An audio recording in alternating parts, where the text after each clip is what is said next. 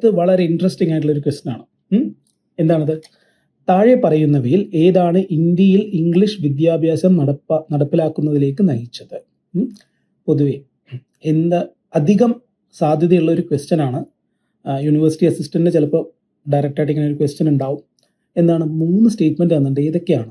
1814 charter act, general committee of public instruction 1823, പിന്നെ മൂന്നാമത് orientalist ആംഗ്ലസിസ്റ്റ് തർക്കം. അപ്പോൾ നിങ്ങളിത് എങ്ങനെ പഠിക്കേണ്ടതെന്ന് വെച്ചാൽ, ഇങ്ങനെ ഒരു ക്വസ്റ്റ്യൻ വായിക്കുമ്പോൾ ഇപ്പോൾ LDC ആണെങ്കിലും +2 ലെവൽ എക്സാമിന് പഠിക്കുന്നവർ ആരാണെങ്കിലും ശരി, എല്ലാവരും പഠിക്കുന്നത് ഒരേ കൈൻഡ് ഓഫ് ഫാക്ട്സ് തന്നെയാണ്. ചോദ്യങ്ങളാണ് അതിൻ്റെ കോംപ്ലക്സിറ്റി മാറുന്നത്, അല്ലേ? ഇപ്പം ഇതൊന്ന് നോക്കൂ നിങ്ങൾ. ഇതിൽ 3 ചോദ്യങ്ങൾ ഒരു ചോദ്യത്തിൽ ഇട്ടിട്ടുണ്ട്. അതാണ് ഇതിൻ്റെ സാരം. ഓക്കെ, സോ നിങ്ങൾ പഠിക്കുമ്പോൾ ഏറ്റവും നല്ല രീതിയിൽ പഠിക്കണം. ഇതിൽ 1ഉം 2ഉം 2 മാത്രം 1ഉം 3ഉം അങ്ങനെയല്ല, എല്ലാം ഉണ്ട്.